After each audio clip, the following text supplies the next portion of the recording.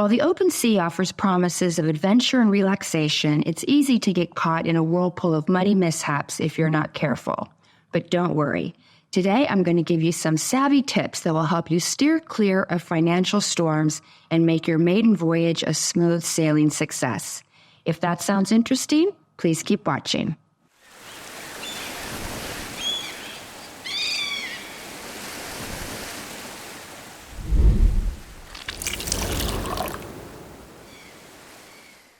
Hey guys, what's up? I hope you're having a splendid day, and if you're new here, welcome. My name is Kim, and I do a lot of cruise videos. I know, crazy. Actually, my hair looks a little crazy today, but we're just going to go with it. So if you're new to cruising, it's easy to make mistakes that can drain your wallet. In this video, I'm going to expose money-making mistakes that many newbies make. With that being said, let's dive in. Now, the first snafu that many new cruisers make is not buying the drink package. And that's understandable. I can get why somebody wouldn't. It's because these packages can be very expensive. They can range anywhere from $60 a day up to $90 a day. But cocktails on a cruise ship can also be very expensive. It's not unusual for a single drink to be $15. So it's really important to do the math to see if a drink package is right for you.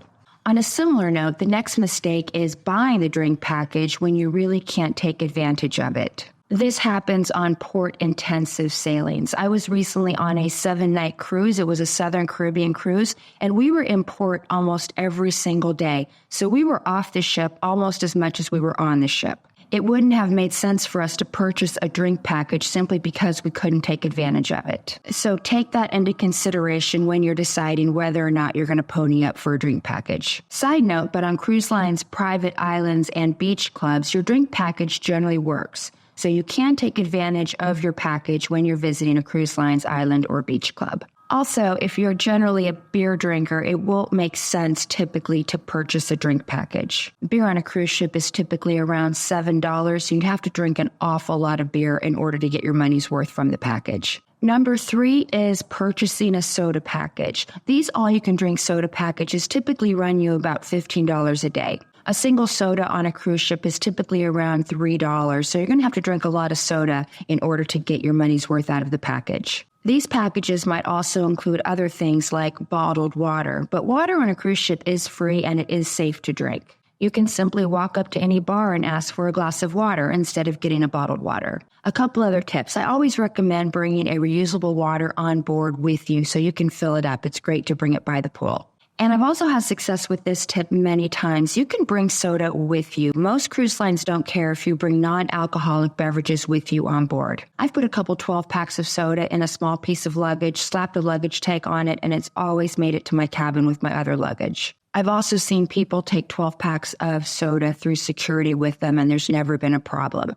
Now, I can't guarantee that this won't be an issue, but in all my cruises, I've never had a problem with it. And what's the worst that can happen? They take your soda and you get it back at the end of the cruise. The number 4 money mistake that many new cruisers make is buying basic Wi-Fi. Generally speaking, basic Wi-Fi has very limited capabilities. And if Wi-Fi is important to you, you'll probably just get frustrated and end up upgrading to premium.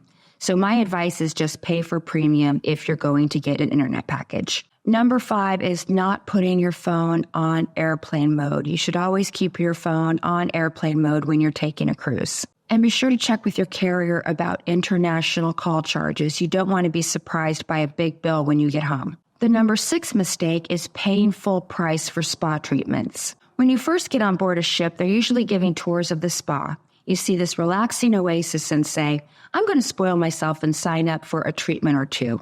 But hold on. First, spa treatments on a ship are very, very expensive, and it's best to wait for a special. Spas often run specials on cruises, so you can often get a much better deal than paying full price. And there's no problem. You can always ask spa attendants when they're going to be running specials. They're usually very happy to tell you because they want you to book treatments. You can also check the ship's daily newsletter.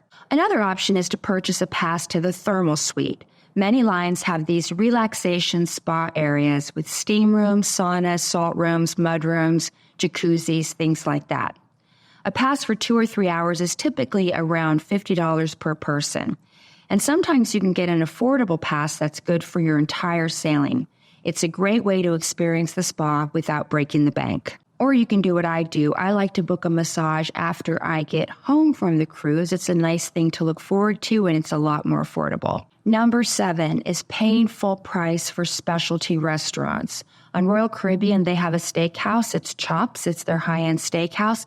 And that runs about $55 per person. That is expensive. That is $110 for the two of you to eat there, and it doesn't even include drinks. If you want to sample your cruise ship's specialty restaurants, it's best to purchase a dining package. Many lines give you significant discounts, up to 40% off if you book 2, 3, or more specialty restaurants. One other tip. Cruise lines will sometimes give you a deep discount if you eat lunch at one of the specialty restaurants on embarkation day.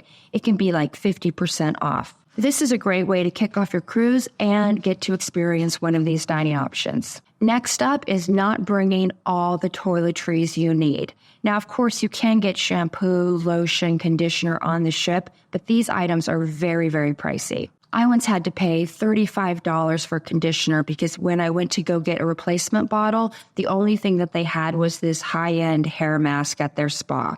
And so that was a mistake I don't want to make again. And don't assume there will be toiletries in your stateroom. That really depends on the cruise line and your cabin category. Suite guests typically get more toiletries than those in standard staterooms. For number 9, we have double tipping. Cruise lines often charge you a service charge when you get things like cocktails, a spa treatment, or even a specialty coffee. It's also important to note that gratuities are also often added to drink packages, so make sure to read the fine print. Number 10 is a waste of both time and money, and this is purchasing what I'm going to call transportation shore excursions. A lot of times, cruise lines will call these a tour with 3 hours beach time. So basically what they're doing is they're just taking you to the beach and they're taking you back.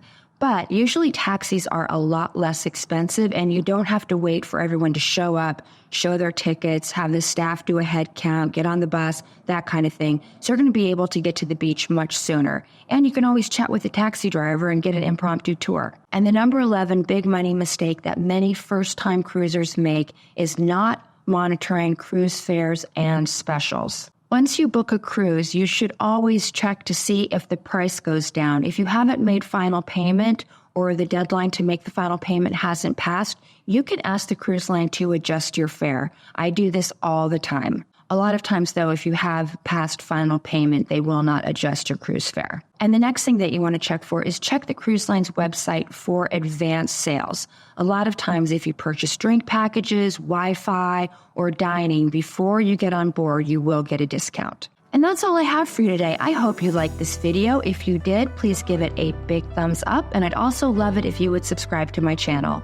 I do lots of different cruise videos on lots of different topics, and I would absolutely love it if you would join my traveling party. Do you have any great cruise money saving tips? If so, please leave them in the comments so we can all learn from each other. If you'd like to talk travel with me just a little bit longer, I will link to videos at the end that I think you might like.